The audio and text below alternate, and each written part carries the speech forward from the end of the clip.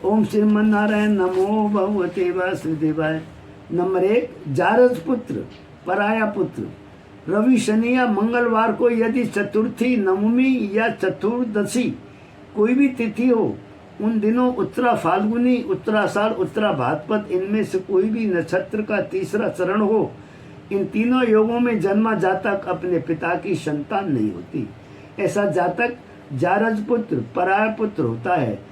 ये बीज वीर जी किसका है, इसको जानने के लिए शास्त्रकार कहते हैं कि यदि रविवार को बालक का जन्म हो तो वह क्षत्रिय का वीर है, शनिवार को जन्मा हो तो वैश्य वणिक का, मंगलवार को जन्मा हो तो शूद्र का वीर है। ऐसा ज्योतिष शास्त्र का कथन है। नंबर 1, लग्न से अष्टम भाव में चंद्रमा हो, वो चंद्रमा से अष्टम भाव में गुरु हो, गुरु पाप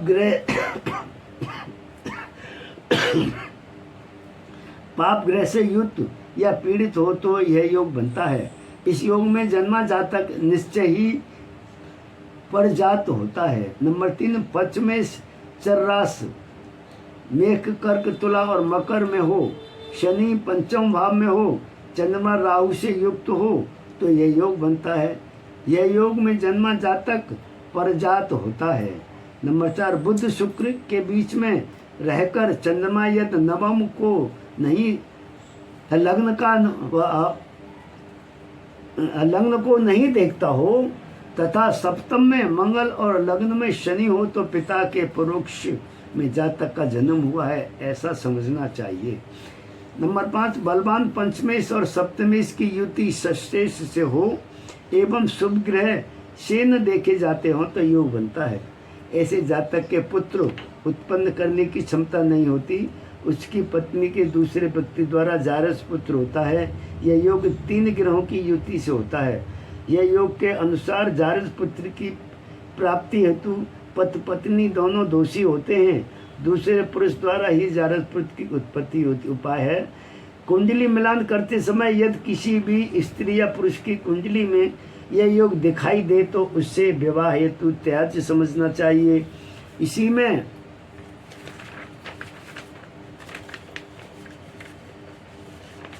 इसी में दोनों पक्ष का भला है। यदि देव संयोग से विवाह कुंडली में यह योग दिखाई दे तो ऐसी स्थिति में छठवें भाव के स्वामी के दोष की निवृत्ति का उपाय करना चाहिए। पति पत्नी को घर का माहौल सही रखना चाहिए तथा संतान गोपाल का नियमित पाठ करना चाहिए। यह योग विदेशियों की कुंडलियों में बहुतायत से देखा जा सकता है।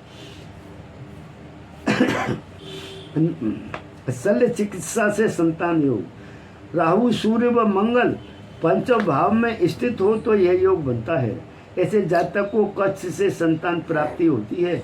प्राय देखा गया है कि ऐसे जातक के पुत्र की उत्पत्ति शल्य चिकित्सा द्वारा होती है तथा आज की भाषा में इसे सिजेरियन चाइल्ड कहा जाता है।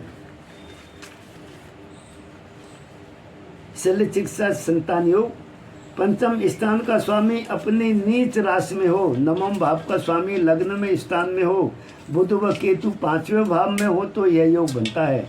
ऐसे जातक को कच्छ से संतान प्राप्ति होती है। प्राय देखने में आया है कि ऐसे जातक के संतान शल्य चिकित्सा द्वारा होती है।